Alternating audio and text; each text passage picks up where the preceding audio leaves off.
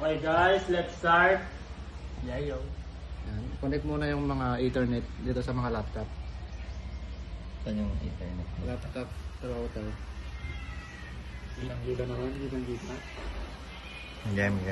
Tapos yung second step. Login to. Kailangan pumunta ng control panel. Huwag mo sa akin i-video pare. Hindi ganun yun. Control panel, tapos punta ka sa network sharing. Change adapter. Tapos Ethernet. Right click, tapos properties. Tapos uncheck nyo lang yung IPv6. Basta yan. IPv6. Tapos highlights nyo to, properties. Use the following IP address. Edit nyo lang yan. 192.168.1.1. Tapos dito, nakamatic na yan. Lalabas yan ng kusa. 192.168.1.1. Tapos okay natin. Close. Tapos sa kabilang laptop naman, Next. same lang din yung steps nun. Step by step. Control panel. Ito. Tapos, network and sharing. And change adapter settings. Right click, Ethernet. Tapos properties. Tapos, uncheck ito. Tapos click tong internet protocol version 4. Tapos, properties. Tapos, parang ganun din lang sa nauna. Kaso iba na ba? 1.2.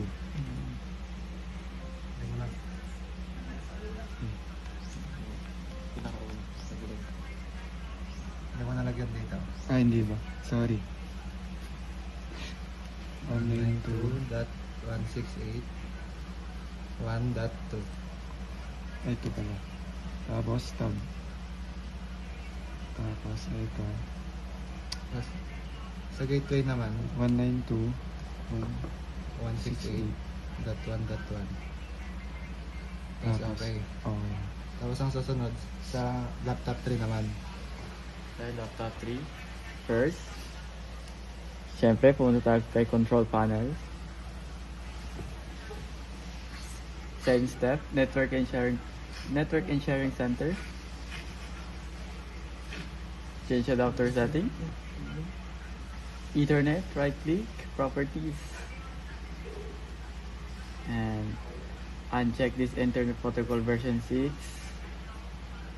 And palit natin si version 4. Properties. And use the following IP address. And the IP address is 192.168.1.3. Then dito yung tab. May naka-default na yan. Default na siya sa subnet mask. And default gateway is 192.168.1.1. Okay. Close. Titik natin kung nakakonect na tayo. CMB. Control R. Control R tapos CMB. Lagay lang natin. Ping 192.168.1.2.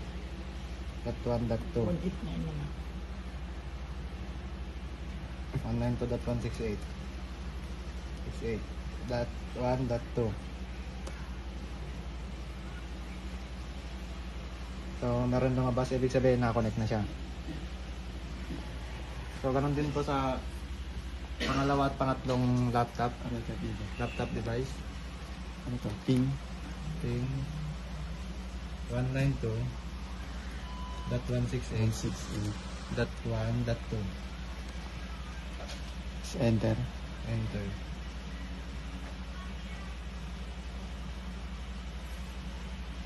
Okay, gumagana. Ping 192 192.168.1.3 ay .2 Okay lang, kahit ano yung lagay nila. Pagkana yun. and So, konektado na din yung it's pangatlo. connected na. Tapos mag-share naman na ng folder. Pag-share ng folder. Ito na gumawa ko. Gawa ka ng folder. Tapos, rename mo. Net. Rename. Tapos, open mo. Add ka ng text document.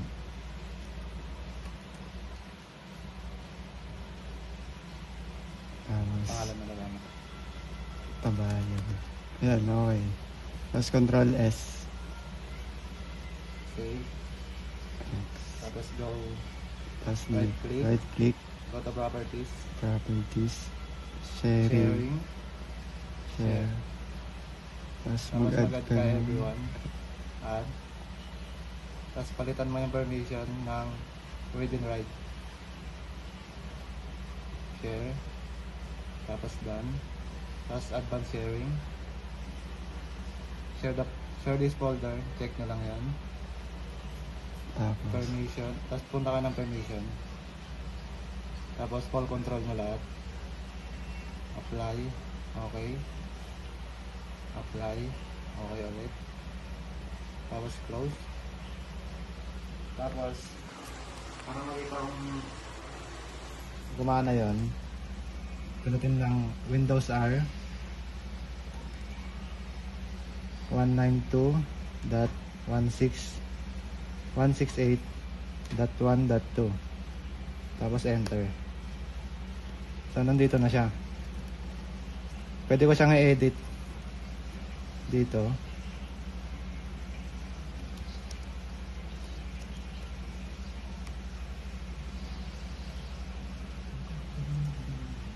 Pwede ko siyang i-edit. Tapos may edit siya dito sa pangalawang laptop. So dito na nga po. Pwede na siyang i-edit.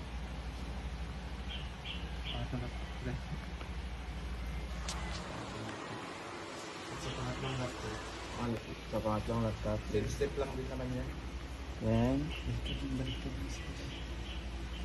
lang. Ito. 192.168.1.2 Okay. Lalabas na siya dito. Lumabas na si Net 101. King.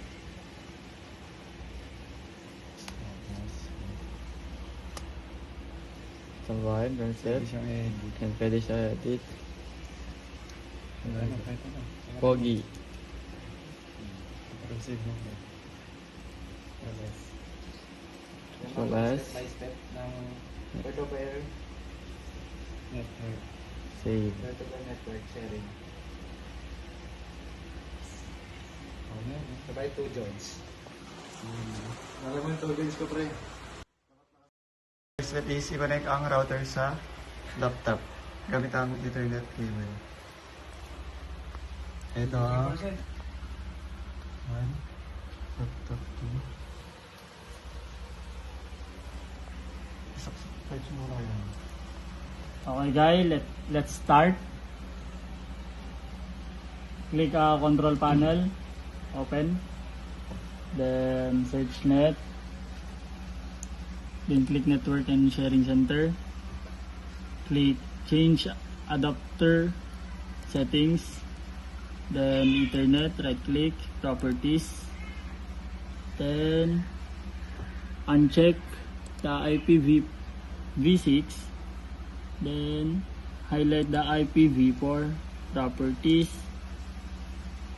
then use the following IP address, then type a 192.168 and 1.1, then click tab automatic, then default gateway 192.168.1.1. And next laptop. And sa second laptop, same process lang po. Control panel, then search network and sharing center. Enter. Then change adapter settings, Ethernet, right click, and then properties. So, uncheck lang yung IPv6. Then, check if naka-check ang IPv4. Then, properties. Check yung use following IP address 192.168.1.2 for the second laptop. Then, same sa first laptop, 1.1.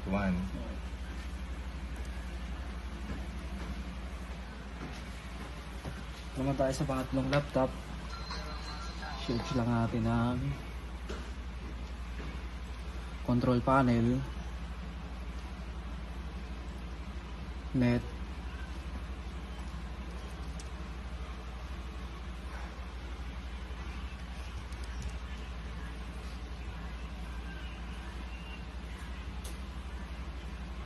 punta tayo sa change adapter settings.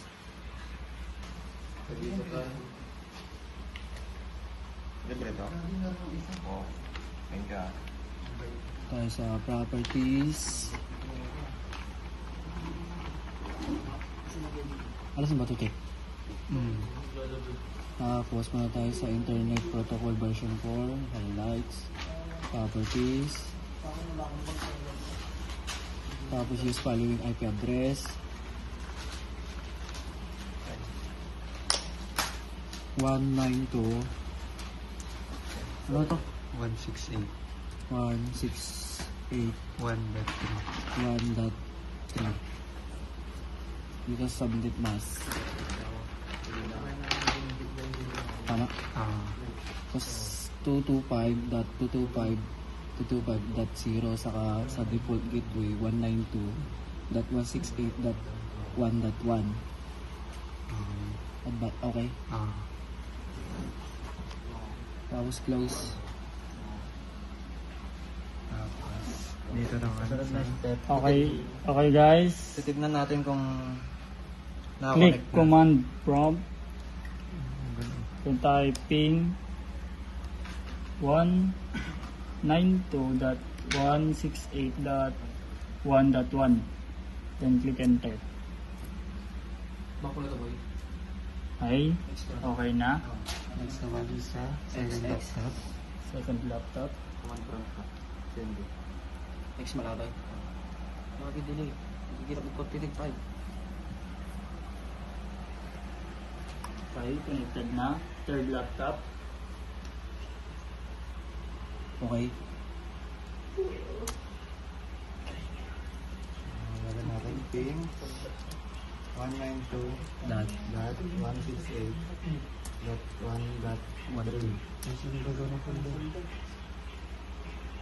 Ayan, okay na din itong pangatlong laptop. And next is gagawa na ng folder.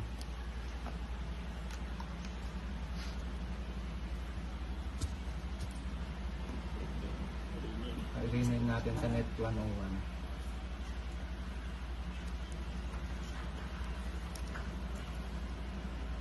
Tapos save. Tapos gawa ng text document. Rename natin sa Odilog.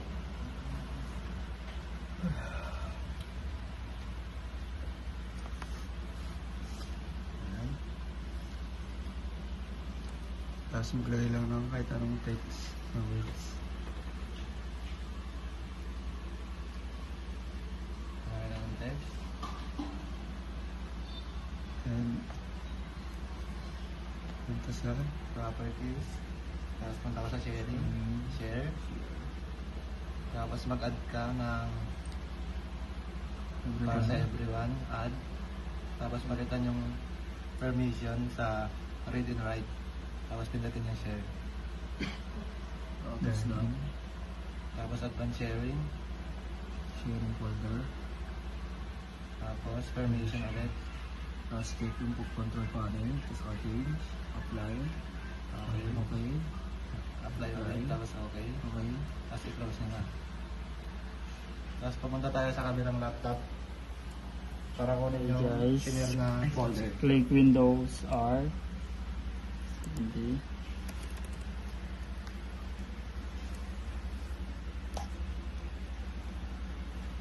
One. 192.1.2. Click enter. Yan, meron na guys. Yan. Then, pwede natin i-edit.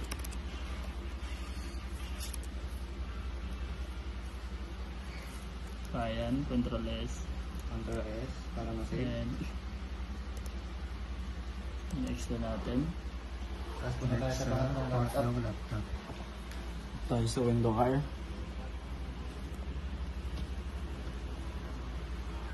Maraming to.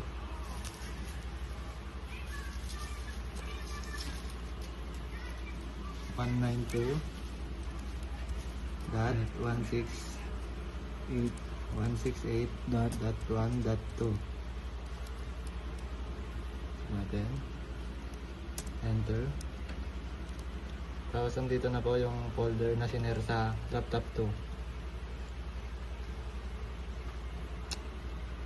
Tambayan. At yun lang po.